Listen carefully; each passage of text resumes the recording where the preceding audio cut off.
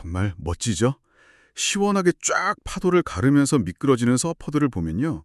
그 모습 자체도 참 매력적인데 그 거대한 파도가 가진 힘이나 아름다움을 보면 와 진짜 경외감 같은 것도 느껴지곤 해요. 근데 말이죠.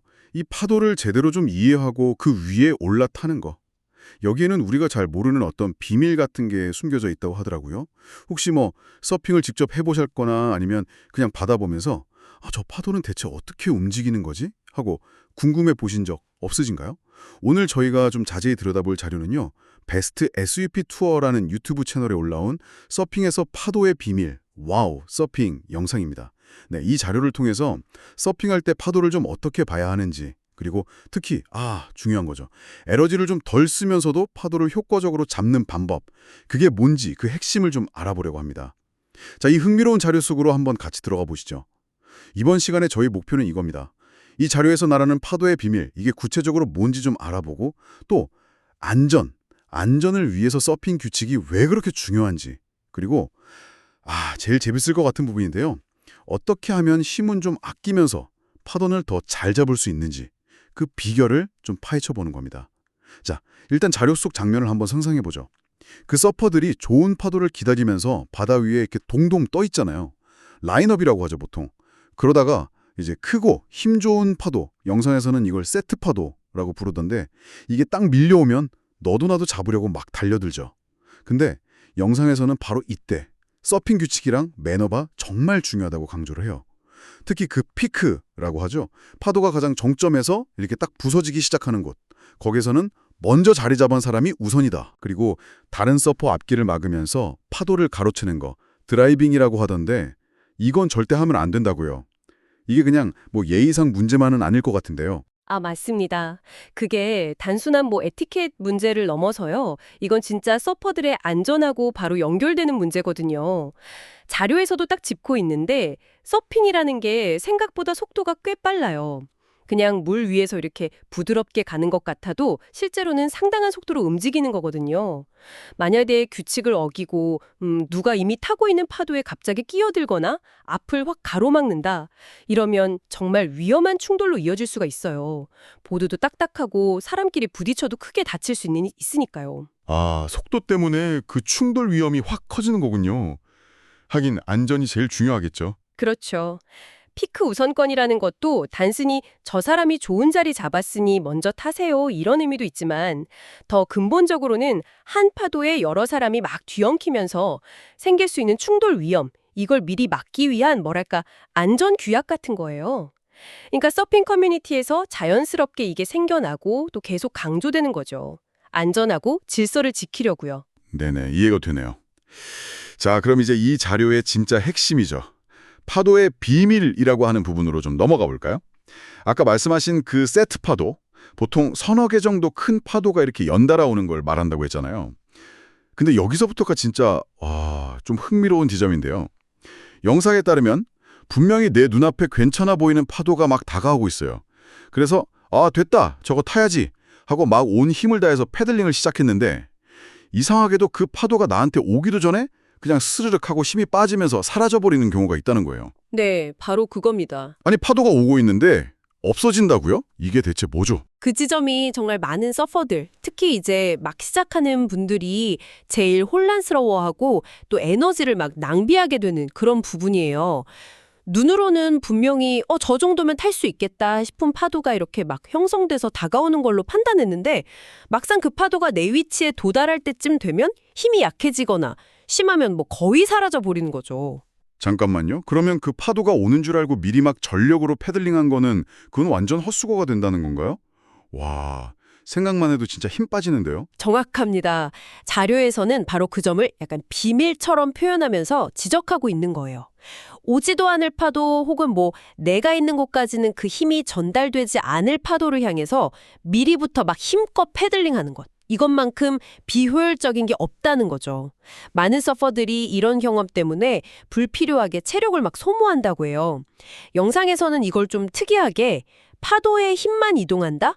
이런 식으로 표현을 하던데요. 이게 좀 중요한 단서가 될 수 있습니다. 파도의 힘만 이동한다. 네, 여기서 이제 중요한 질문이 생기는 거죠. 우리가 눈으로 보는 파도의 그 모양하고 실제로 파도를 이렇게 쭉 밀어주는 그 힘의 전달 방식, 이게 다를 수 있다는 겁니다. 뭐 물리학적으로 보면 파도라는 게 물덩어리 자체가 막 먼 거리를 이동한다기보다는 물이라는 어떤 매질을 통해서 에너지가 전달되는 파동 현상에 가깝거든요. 아, 에너지의 파동. 그쵸. 그러니까 저 멀리서 보이는 그 큰 파도의 형태가 내가 있는 위치까지 그대로 유지되면서 올 거다. 이렇게 생각하면 좀 오산일 수 있다는 거예요. 에너지 파동이 전달되는 과정에서 뭐 소멸되거나 약화될 수도 있는 거니까요. 그래서 중요한 건 눈에 보이는 그 파도의 크기나 형태 이것만이 아니라 그 에너지가 실제로 어떻게 그리고 어디까지 전달될 건지 이걸 읽어내는 능력이 필요하다는 거죠. 이걸 이해 못하면 계속 허팀만 쓰게 되는 거고요. 와, 이가 파도가 그냥 보이는 대로 오는 게 아닐 수도 있다. 이 말이네요. 물결 모양이 아니라 에너지의 흐름을 읽어야 한다니. 이건 진짜 비밀이라고 부를 만한데요. 그럼 이 비밀을 이제 알았어요. 그럼 이제 어떻게 해야 돼요? 어떻게 해야 에너지를 좀 아끼면서 파도를 효과적으로 잡을 수 있는 거죠? 자료에서 아주 구체적인 기술들을 딱 제시하고 있습니다. 핵심 원칙은 이거예요.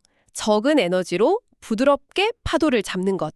Less energy and smoothly catching the waves. 적은 에너지로 부드럽게. 근데요. 좀 큰 파도가 막 다가오고 있는데 그냥 마냥 부드럽게만 패들링해도 괜찮을까요?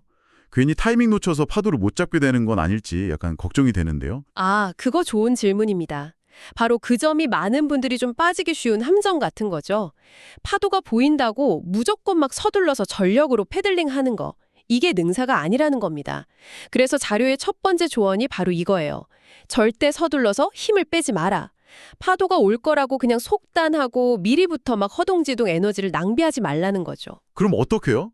그냥 가만히 기다려요? 그냥 마냥 기다리는 게 아니라 부드럽게 패들링하면서 기다리라고 해요. 그러니까 힘을 좀 빼고 주변 상황을 이렇게 살피면서 가볍게 물을 젓는 거죠. 그리고 가장 중요한 것, 바로 타이밍입니다. 타이밍. 파도가 내 서핑보드의 꼬리 부분, 테일이라고 하죠. 그 테일 부분을 살짝 이렇게 밀어 올리는 그 순간적인 느낌? 영상에서는 이걸 lifting your feeling in the tail 이렇게 표현했는데 바로 이 묘묘한 감각, 이걸 딱 포착하는 게 핵심이라는 거예요. 파도의 진짜 힘이 나한테 딱 도달했다는 신호인 셈이죠. 아하, 들어 올리는 느낌, 그 느낌이 올 때까지 기다렸다가 네, 바로 그때 그 느낌이 딱 오면 그때부터는 뭐 주저없이 부드럽게 미끄러지듯이 슬라이딩, 재빨리 파도를 잡으라고 catch the wave quickly 조언합니다.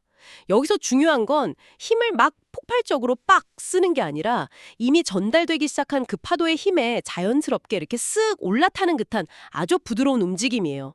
멈칫거리지 않고 물 흐르듯이 쫙 연결되는 동작이 중요합니다. 마치 뭐 파도하고 내가 하나가 되는 것처럼요. 와, 뭔가 감이 오는 것 같기도 하고. 네, 이걸 좀 더 큰 그림에서 보면요. 단순히 뭐 체력을 아끼는 기술? 이걸 넘어서는 이야기예요. 끊임없이 변하는 그 파도라는 자연 환경을 아주 주의 깊게 관찰하고 그 에너지의 리듬을 읽고 거기에 내 움직임을 정확하게 딱 맞추는 능력, 여기에 대한 거라고 볼 수 있죠.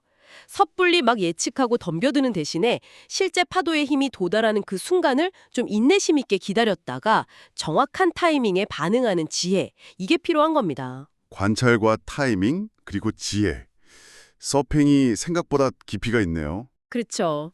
덧붙여서 자료에서는 파도를 잡은 그 이후의 기술에 대해서도 아주 간략하게 언급을 하는데요.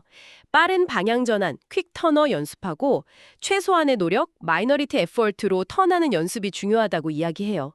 여기서 마이너리티 에포트라는 건 뭐 가장 효율적인 힘 사용, 그러니까 불필요한 동작 없이 최소한의 힘으로 방향을 바꾸는 기술, 이렇게 해석할 수 있을 것 같아요. 아, 최소 노력으로 방향 전환요? 네, 이게 테이크오프 순간에 얻은 그 속도하고 운동량, 모멘텀 이걸 잃지 않고 다음 동작으로 부드럽게 연결하는 데 아주 중요하거든요. 결국 파도를 잡는 그 순간부터 파도 위를 타는 내내 에너지 효율성을 유지하는 것, 이게 좋은 서핑의 핵심이다. 뭐 이런 의미겠죠. 자, 그럼 오늘 이야기 나눈 내용들 한번 쫙 정리를 해볼까요? 오늘 살펴본 베스트 SUP 투어 영상 자료가 우리한테 알려주는 핵심은 이런 것 같습니다. 첫째, 서핑은 혼자 즐기는 것 같아도 바다라는 이 공유된 공간에서 안전과 질서를 위해서 피크 우선권이나 드라이빙 금지 같은 규칙들, 이거 반드시 지켜야 한다. 둘째, 그리고 가장 흥미로웠던 비밀이죠. 파도는 눈에 보이는 대로 그렇게 정직하게 다가오지 않을 수도 있다는 거. 파도의 형태보다는 그 실제 에너지의 흐름을 이해하는 게 중요하다. 셋째, 그래서 파도를 잡을 때는 섣불리 힘부터 낭비하지 말고 파도가 보드 꼬리를 살짝 들어올리는 그 정확한 타이밍, 그걸 포착해서 부드럽고 효율적인 움직임으로 파도에 올라타는 기술이 필요하다는 겁니다. 혹시 청취자 여러분 중에서 서핑에 관심이 있으시거나 이미 즐기고 계시다면 오늘 이 정보들이 파도를 좀 더 깊이 이해하고 서핑 실력을 한 단계 더 발전시키는데 분명히 도움이 될 수 있을 거라고 생각합니다. 뛰어난 서퍼가 되려면 단순히 신체적인 능력이나 운동신경만으로는 좀 부족하다는 점이에요. 파도라는 어떻게 보면 예측 불가능하고 또 강력한 자연 환경이잖아요. 이걸 아주 주의 깊게 관찰하고 그 미묘한 변화나 움직임을 이해하면서 자신의 에너지를 가장 현명하고 효율적으로 사용하는 지혜, 이게 필요하다는 것이죠. 이건 비단 서핑에만 해당되는 이야기는 아닐 겁니다. 우리가 어떤 새로운 분야의 지식을 습득하고 깊이 이해하려는 청취자 여러분의 목표와도 좀 맞닿았다고 생각해요. 그냥 이론만으로는 알 수 없는 실제 경험과 관찰에서 우러나오는 이런 실용적인 통찰력을 얻는 것. 그것이 바로 진정한 배움의 가치 중 하나가 아닐까요? 오늘 저희가 함께 이야기 나눈 서핑과 파도에 관한 자료의 핵심 비밀, 다시 한번 요약하자면 눈에 보이는 파도의 모습에 속지 않고 그 안에 숨겨진 실제 에너지의 움직임을 읽어내면서 불필요한 힘 소모 없이 부드러움과 정확한 타이밍으로 파도를 마스터하는 기술의 중요성이었습니다. 네, 오늘 분석은 주로 파도를 잡는 과정, 그러니까 테이크오프 할 때의 에너지 효율성에 좀 초점을 맞췄는데요. 그렇다면 여기서 한 걸음 더 나아가서 이런 질문을 던져볼 수도 있겠네요. 일단 성공적으로 파도를 딱 잡았다면 그 다음 단계, 즉 파도의 그 강력한 에너지를 활용해서 파도 위를 신나게 타는 라이딩 과정에는 또 어떤 숨겨진 효율성의 원리나 기술이 있을까요? 그리고 오늘 이야기 나눈 이 에너지 보존과 주변 환경의 흐름 읽기라는 원칙, 이게 혹시 서핑이라는 특별한 활동을 넘어서서 우리가 일상에서 마주하는 다른 좀 역동적인 상황들 있잖아요. 예를 들어 빠르게 변하는 프로젝트를 관리한다거나 복잡한 정보를 습득하는 그런 학습 과정에는 또 어떻게 적용될 수 있을지 한번 생각해 보시는 것도 꽤 흥미로운 탐구가 될 것 같습니다.